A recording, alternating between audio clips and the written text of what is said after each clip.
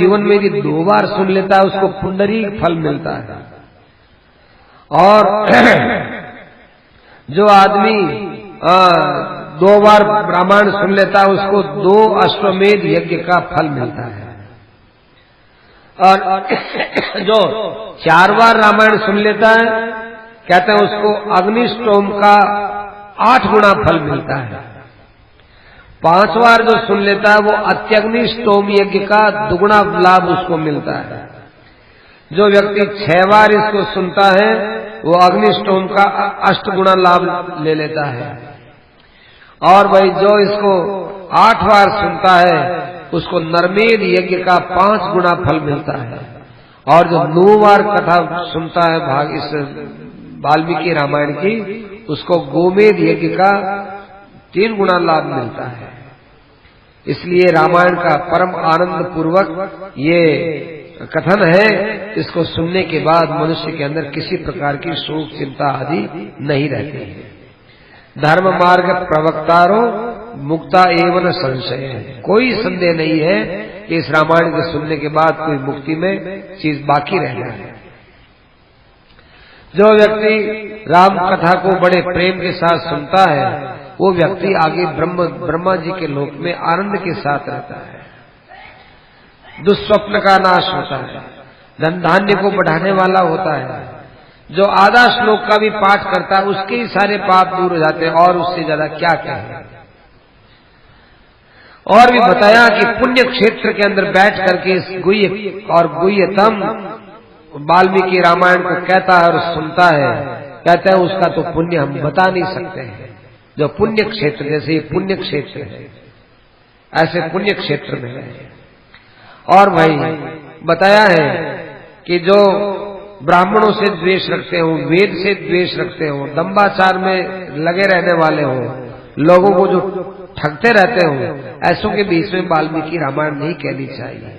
ये तो उनको कहनी चाहिए कि जो माँ बाप की भक्ति रखते हो, गुरुजनों का आदर करते हो और जो कामादि दोष से दूर रहने वाले हो, ऐसे राम भक्ति परायण मनुष्यों को वाल्मीकि रामायण कहनी चाहिए।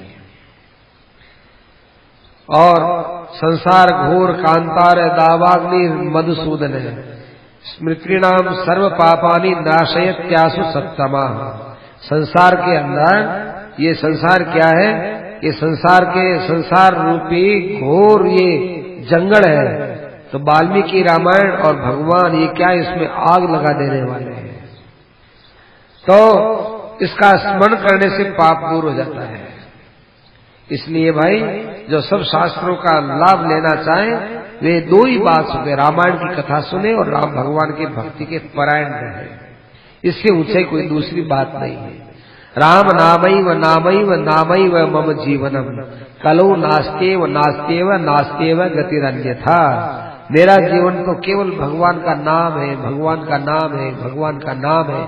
इस बात को बड़े बड़े आनंद के साथ में धारण कर लेना चाहिए।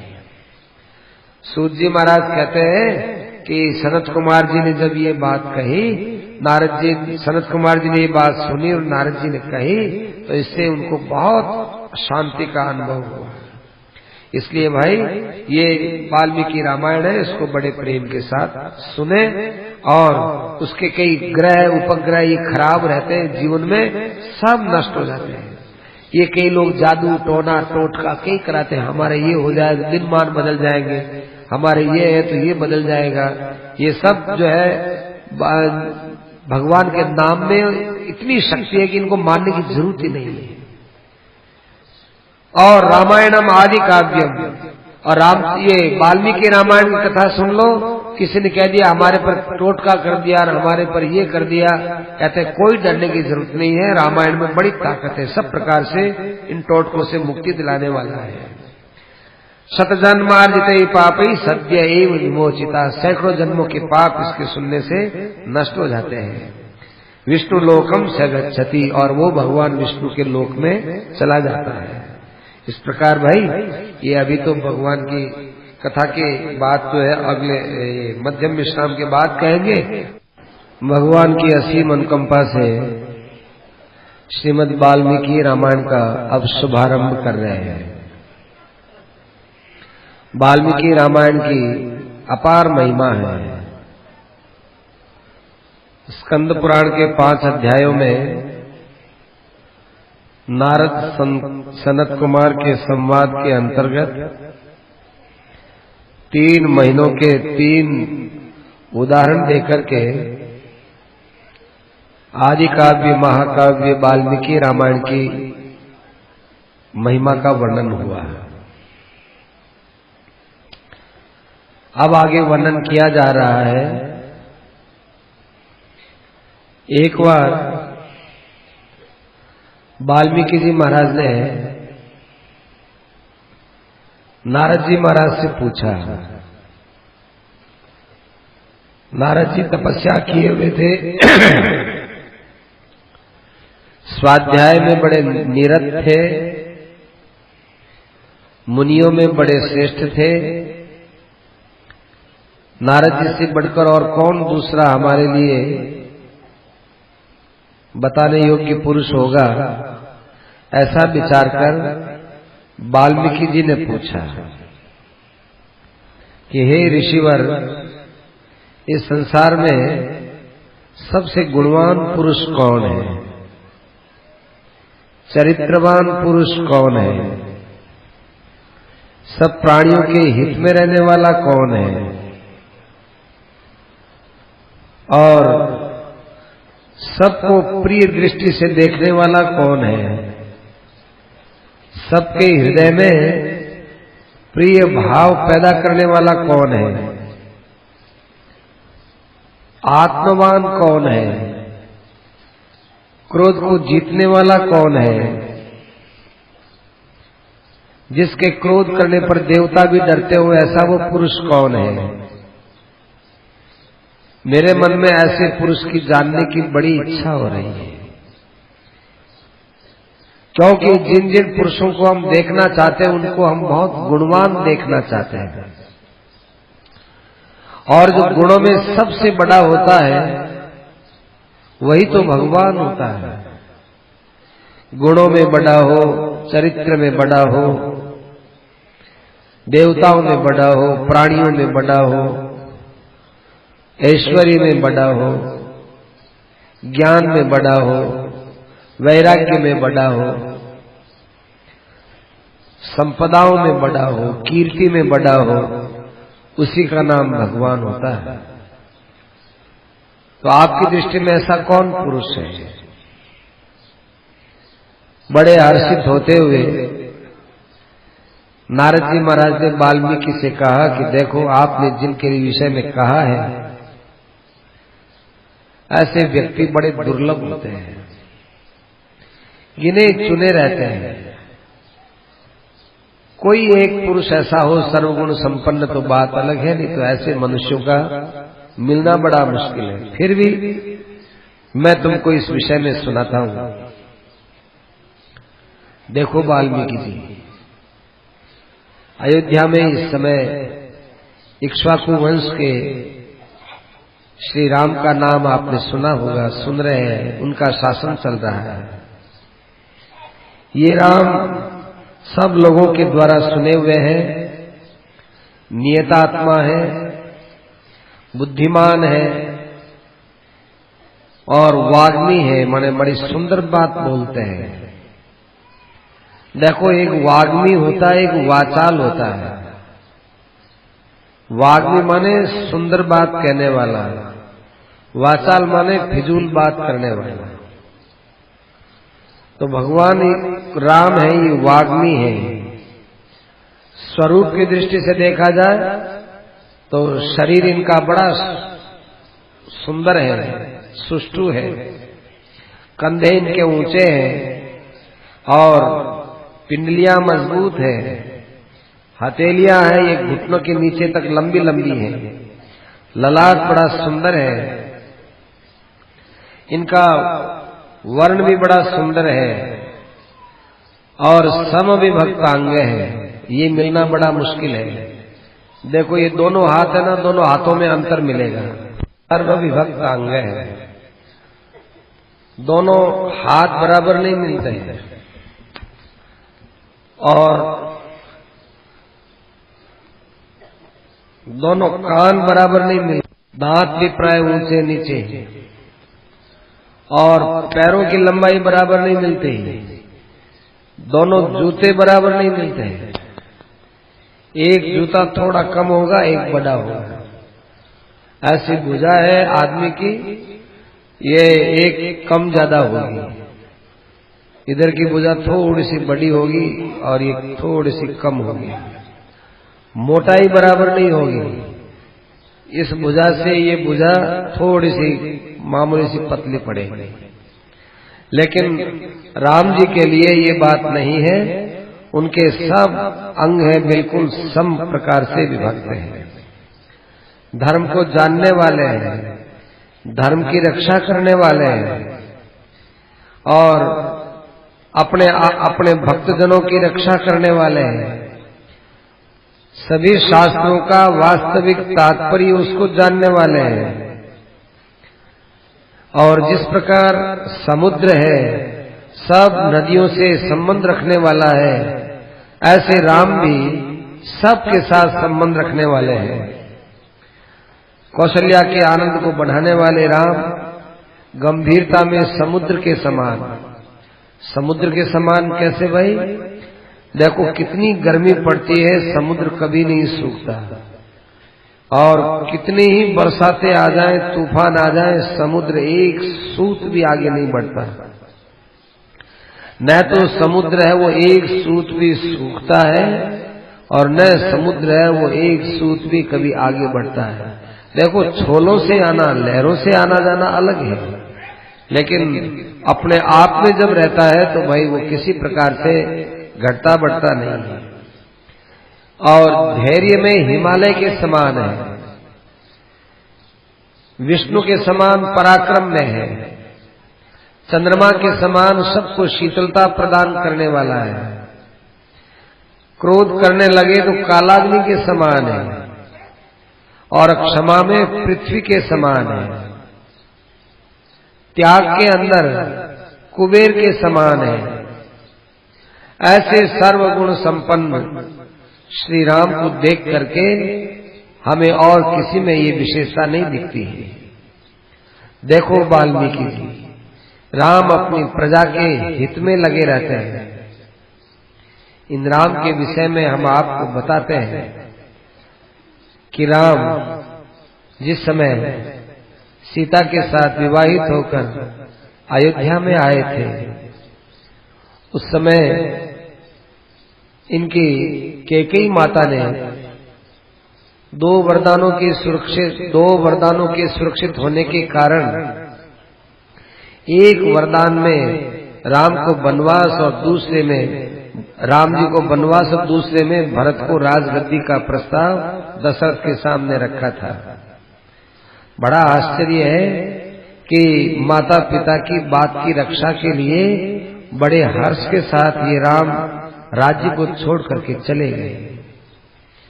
राम से भी बड़ा त्याग लक्ष्मण ने किया। सब सुविधाओं को एक भाई के प्रेम के अंदर न्योछावर करके चला जाना, ये लक्ष्मण जैसा दूसरा कौन करेगा। और भाई जनक कुल में पैदा होने वाली सीता, जो कि राम की पत्नी थी, सब लक्षणों से संपन्न थी, वह भी अपने पति के साथ में वन के लिए रवाना हो गई। ये हमारे दिल में बहुत विशेष त्याग की बात दिखाई दी तीनों में। फिर वे श्रृंगवेरपुर पर पहुंचे। निषाद राज के साथ उनकी मित्रता हुई, और फिर ये सुमंत जी को छोड़ करके जंगलों में आगे निकल गए। भरद्वाज ऋषि के पास गए, उनके कहने से चित्रकूट में जाकर निवास किए। वहां उनको देव गंधर्वों जैसा बड़ा विलक्षण सुख मिला, क्योंकि चित्रकूट ऋषि मुनियों की तपस्थली है। बहुत आनंद के साथ वहां रहे। इधर पुत्र शोक के अंदर महाराज दशरथ का देहांत हो गया। भरत जी महाराज तो ननिहाल गए हुए थे, आए और वशिष्ठ आदि ने सबको उनको राज्य देने के लिए कहा। भरत जी ने राज्य नहीं लिया और वे राम जी के चरणों की प्रसन्नता के लिए चित्रकूट की ओर रवाना हो गए। चित्रकूट पहुंचने पर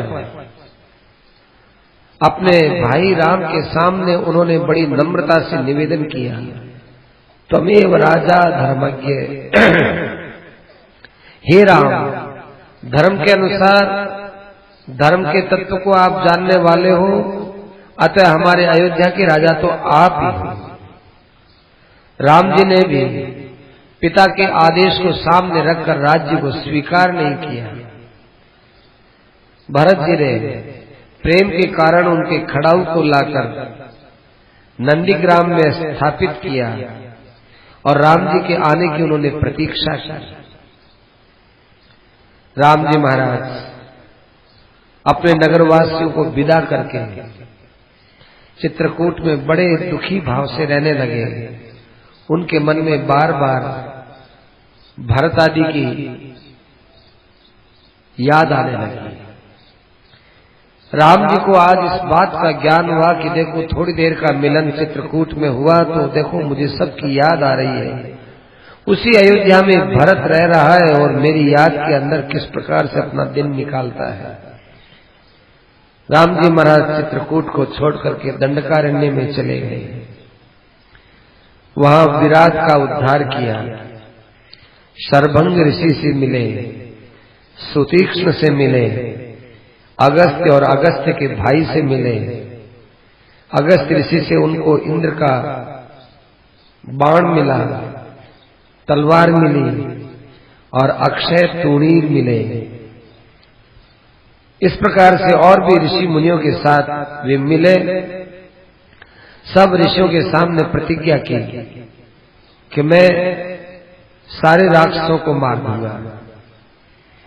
इस प्रकार से अगस्त्य ऋषि के कहने से दंडकारण्य में पंचवटी में रहने पर रावण की बहन शूर्पणखा एक बार आई और शूर्पणखा ने तरह तरह से राम को लुभाया।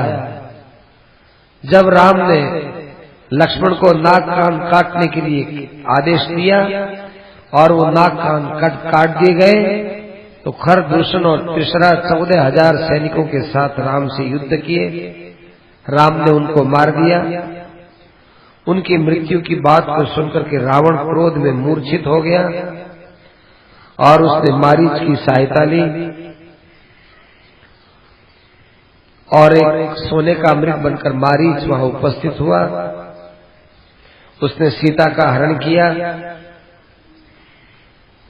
इस प्रकार से रावण सीता को लंका में ले आया।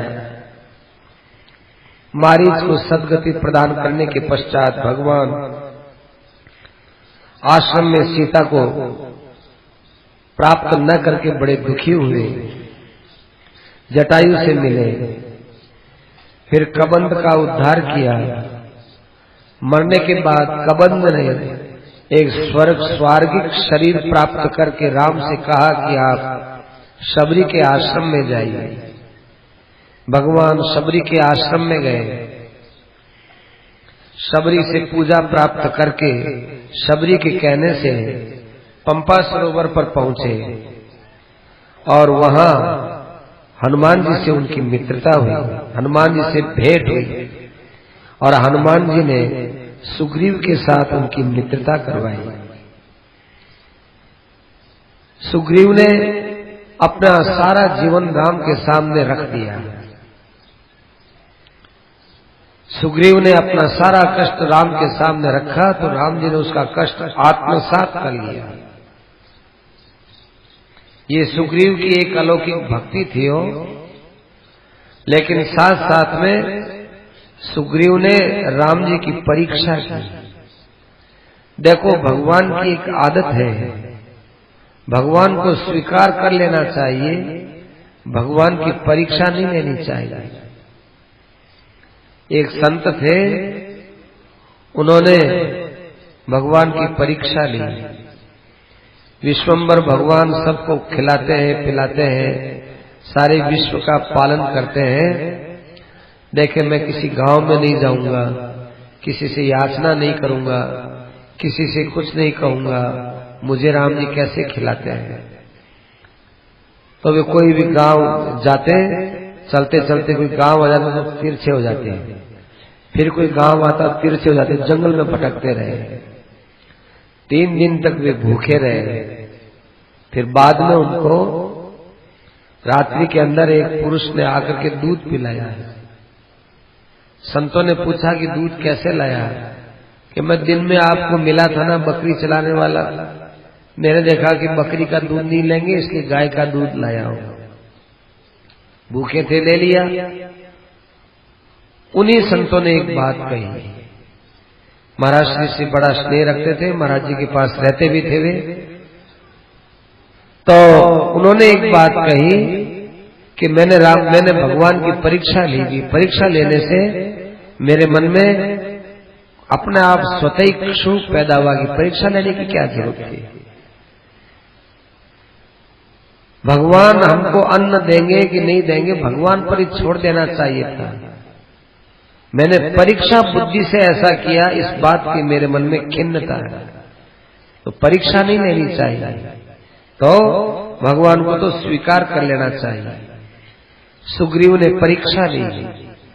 देखो, अग्नि के साक्षी में मित्रता हो गई, सब हो गया, लेकिन फिर भी देखो, दुंदुभी को, महिषासुर को मारा, दुंदुभी को मारा बाली ने, और उसने दुंदुभी को हाथ से उठाकर ये फेंक दिया। ये देखो, दुंदुभी का अस्थियों का ढेर है, इतना बलवान है। तो राम जी ने अपने अंगूठे से उस हड्डी को दूर फेंक दिया। ओहो, ये जो 7 ताल के वृक्ष हैं, इनमें एक वृक्ष के अंदर वो बाण लगा करके, और वो बाण पार कर देता था। भगवान ने 7 के अंदर बाण लगाकर, पाताल में बाण लगाकर, और वापस उसके तुणीर में आ गया, राम जी के तुणीर में आ गया, तब भी उसको विश्वास नहीं हुआ। यत्किंचित विश्वास हुआ। तो राम जी को परीक्षा देनी पड़ी हो, भगवान को इस प्रकार से परीक्षा के लिए नहीं करना चाहिए।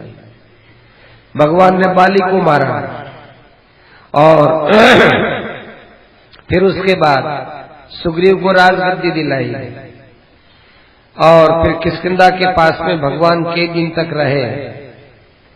और फिर सब तरफ सुग्रीव ने सीता की खोज के लिए बंदरों को भेजा।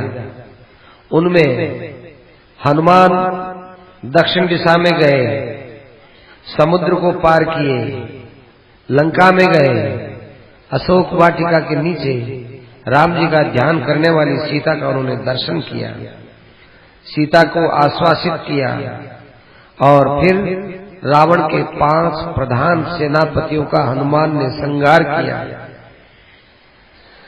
और उसके बाद मेघनाद के द्वारा छोड़े हुए ब्रह्मास्त्र से वे बंधे और रावण के सामने उपस्थित हुए। फिर उन्होंने लंका को जला दिया। लंका को जलाने के पश्चात राम जी महाराज के पास में हनुमान जी आ गए। राम जी बानरी सेना को लेकर समुद्र के किनारे पहुंचे, और समुद्र को उस समय राम जी ने अपने क्रोध से क्षुब्ध किया। फिर नल और नील ने बड़ा सुंदर वहां पर सेतु बनाया। राम जी महाराज लंका में गए और रावण के साथ में युद्ध किए, और उसके पश्चात सीता को प्राप्त किया। परंतु हे वाल्मीकि जी, उस समय सीता को बहुत कठोर शब्दों को सुनना पड़ा, और अग्नि के अंदर सीता जली। तो साक्षात स्वयं अग्नि प्रकट होकर राम जी के सामने राम जी के ऐसे विलक्षण कठोर कर्म की बड़ी प्रशंसा करने लगा, और राम जी महाराज को सीता उन्होंने समर्पित कर दिया। उसके बाद राम जी महाराज विभीषण को राजगद्दी प्रदान करके पुष्पक विमान में विराजमान होकर वे भरत के पास में आए। आने से पहले उन्होंने हनुमान जी को भरत के पास में भेजा, और फिर भगवान स्वयं नंदीग्राम में आए। नंदीग्राम के बाद अयोध्या पहुंचे। ऐसे राम जी का शासन चल रहा है। देखो, इस राम के राज्य में कभी बाप के सामने बेटा नहीं मरेगा, कोई स्त्री विधवा नहीं होगी, किसी के यहाँ घर में लाए लग करके जलने का काम नहीं होगा, कोई बीमारी से नहीं मरेगा, कोई भूख से नहीं मरेगा, कहीं चोरों का भय नहीं रहेगा। अयोध्या के अंदर धन धान्य की सदा वृद्धि होती रहेगी। राम जी यहाँ पर बहुत प्रकार से अश्वमेध यज्ञ करेंगे। करोड़ों करोड़ों करोड़ों नहीं 10,000 करोड़ गवों का वे ब्राह्मणों के लिए दान देंगे और सब प्रकार से सबको संतुष्ट करेंगे।